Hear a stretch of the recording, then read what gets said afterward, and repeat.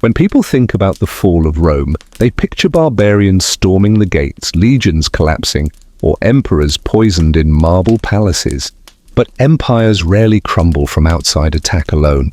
They rot from within, and one of the most corrosive forces is always money. Rome didn't fall only because of invasions or corruption. It fell because its currency collapsed. And the lessons from that collapse still apply to every modern economy that believes it can manipulate money and escape the consequences. Let's set the stage. For centuries, Rome's economic backbone was the silver denarius. First minted around 201 BC, it was nearly pure silver, trusted across the empire and beyond. Roman soldiers were paid in it, merchants demanded it, and ordinary people stored their wealth in it. The denarius wasn't just money, it was confidence in metal form. The empire's power and the coin's value were linked. As long as people believed in Rome, they believed in its money. But running an empire was expensive. Legions had to be paid, roads and aqueducts built, and wars financed.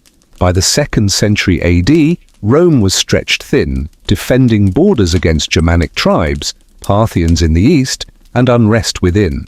Tax revenues could not keep up with military costs. So emperors turned to an age-old trick, debasement. Instead of taxing citizens more, always unpopular, they reduced the silver content in the denarius. The numbers tell the story. Under Emperor Augustus, who ruled at the dawn of the empire, the denarius contained about 95% silver. By the reign of Caracalla in the early 3rd century, it had dropped to around 50%. By the time of Emperor Gallienus in the mid-3rd century, the denarius contained less than 5% silver.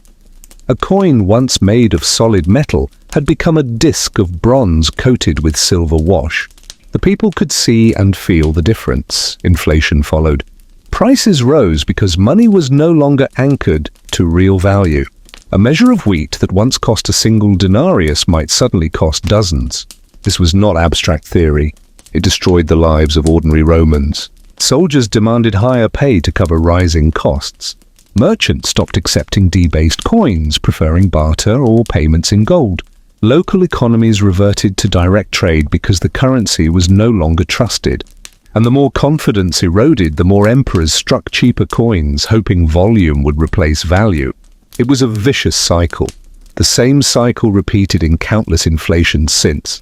The crisis peaked during the so-called crisis of the 3rd century.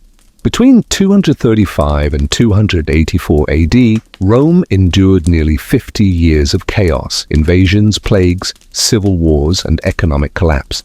Emperors rose and fell at dizzying speed, sometimes reigning only months before being assassinated.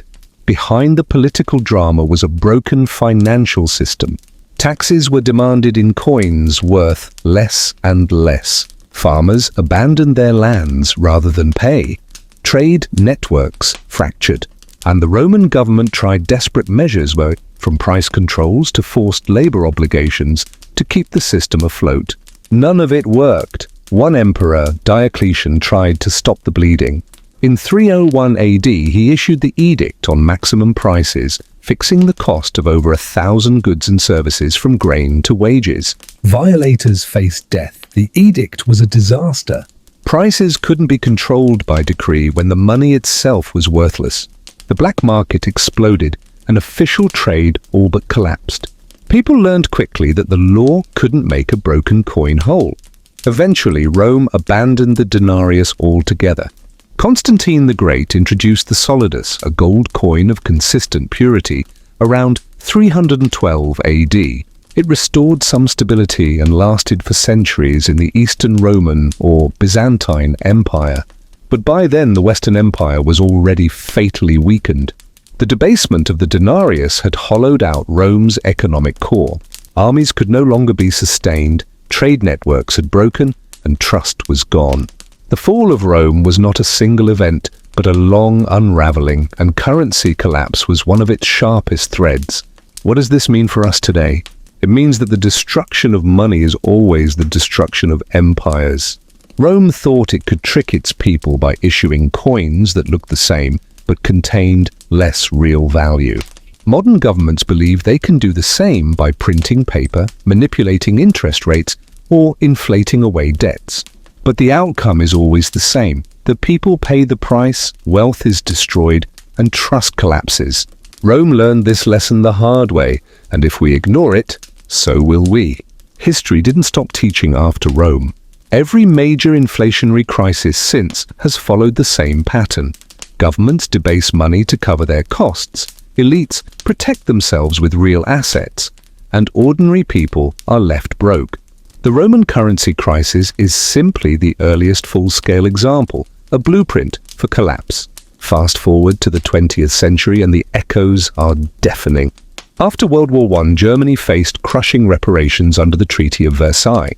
The government printed marks to cover its obligations, thinking it could paper over debt just as Rome had once struck more coins. By 1923, hyperinflation was raging. A loaf of bread that cost 1 mark before the war cost over 200 billion marks by the fall of that year. People carted wages home in wheelbarrows. Pensioners starved as their life savings evaporated. And just like in Rome, those who had debts found them wiped out by inflation, while those with real assets, land, factories, foreign currency, emerged stronger. Money became meaningless and the economic despair fueled political extremism that set the stage for Hitler's rise. Zimbabwe followed the same path in the early 2000s. Facing land seizures, falling production and rising debts, the government turned to the printing press.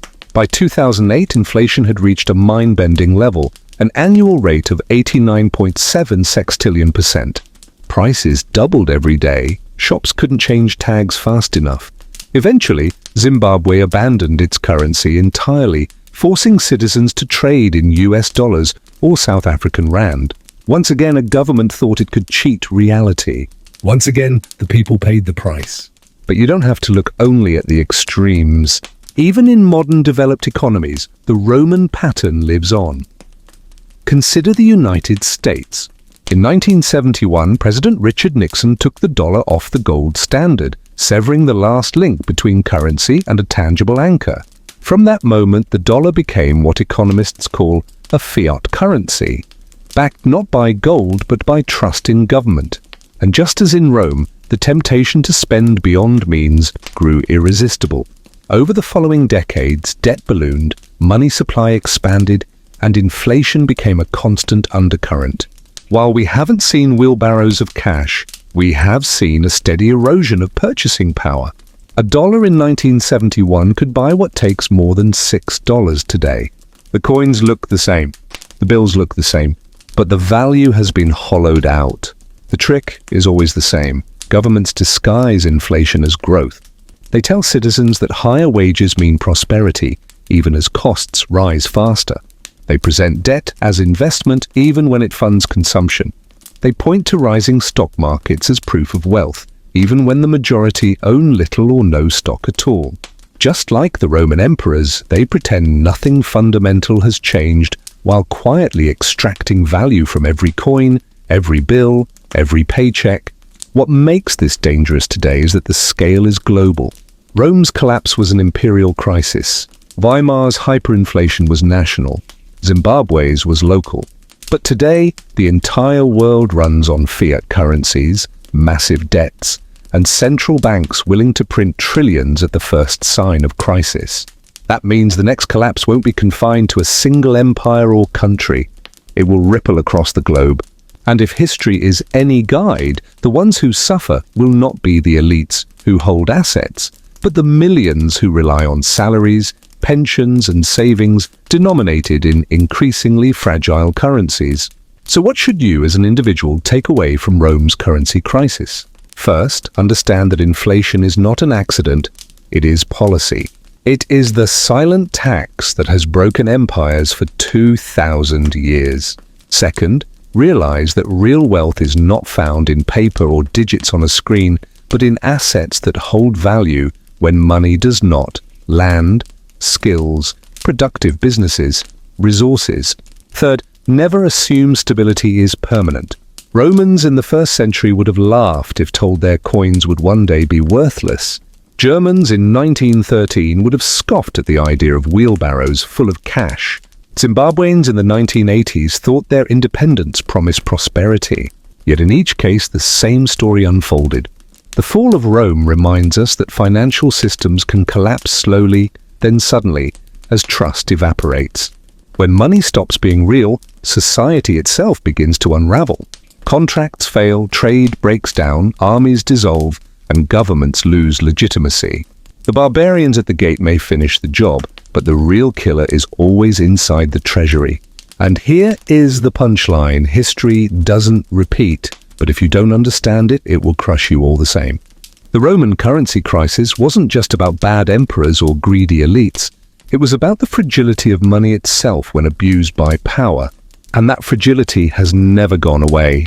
If this gave you a new perspective, hit subscribe. History has the answers, and I'll show you where to look.